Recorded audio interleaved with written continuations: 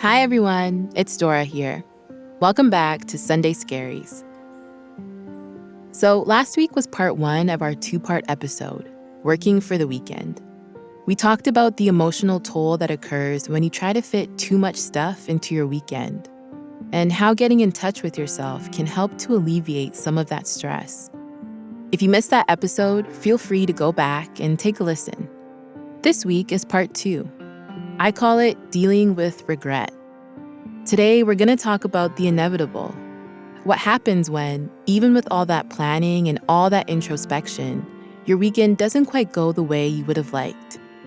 Sometimes we miscalculate and we think that we can accomplish more on the weekend than we actually can. Other times we feel like, shoot, I shouldn't have said no to that thing because now I missed out. And some weekends run away from us entirely.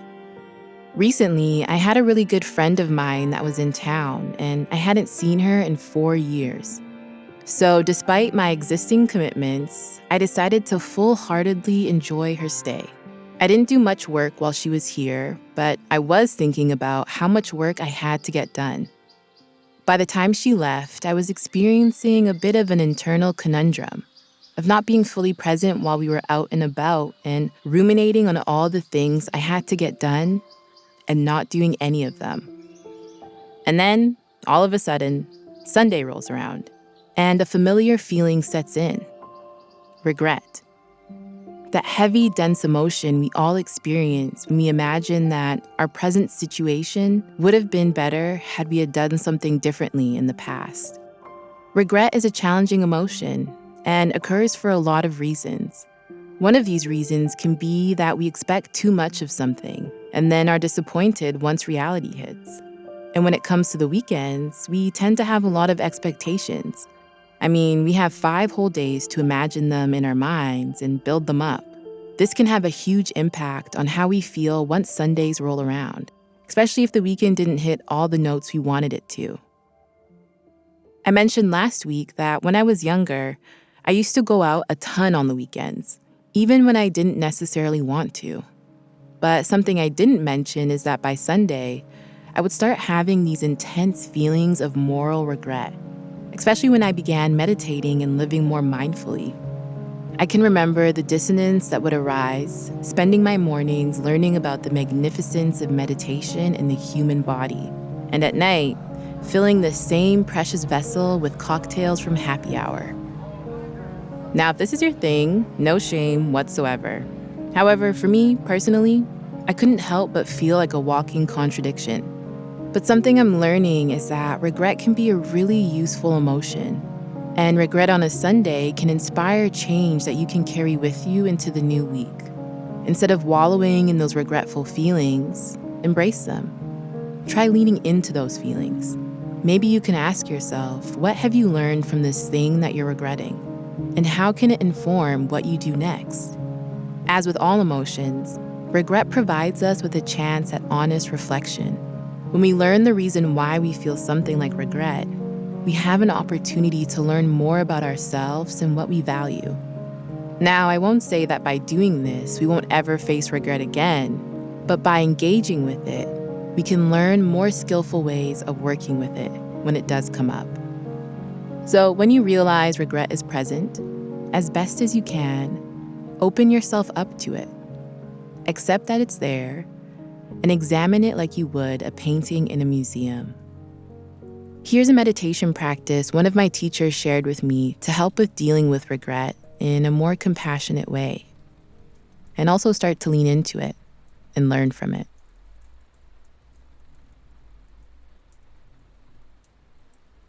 So, as always, let's take a moment to settle in. Closing the eyes if you'd like,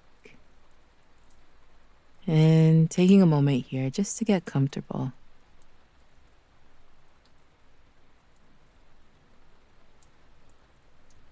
And now taking a few deep breaths, breathing in through the nose and out through the mouth.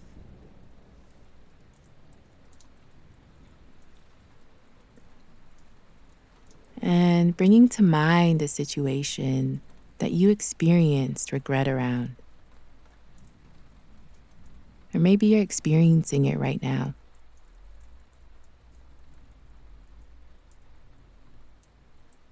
Nothing too overwhelming, but one we can work with and stay present with.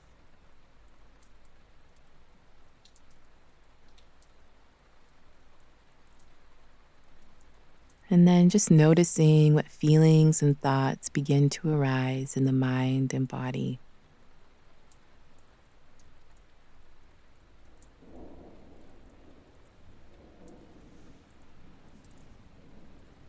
Now, if you'd like, placing a hand over your heart for a little support. And just saying to yourself, this is a moment of regret.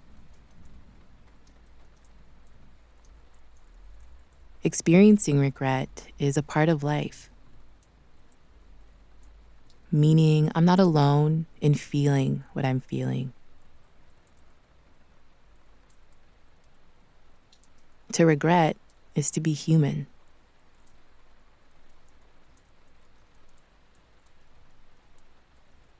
Just noticing what it feels like to remember this.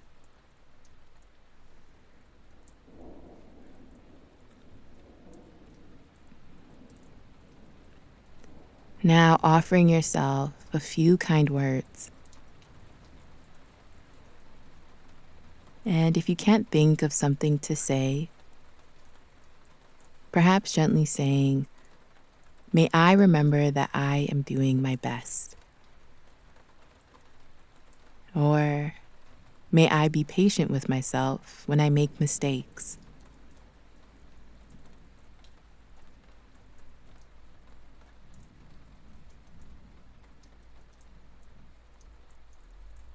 And then just taking another deep breath.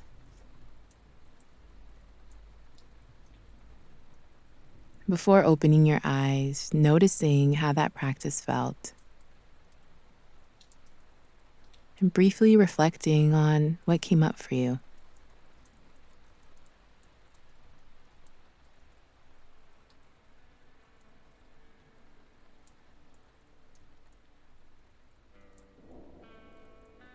Regret can be used as an opportunity to examine what really matters to you, which is something we may not have been aware of.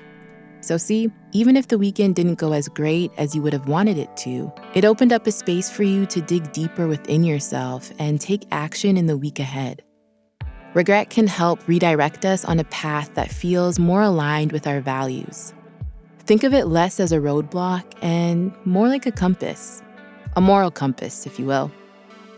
So thank you so much for joining me today, and I'll meet you back here next week, where I'll make a very fun analogy between life and an escalator. See you then. For more amazing mindful content, download the Headspace app today.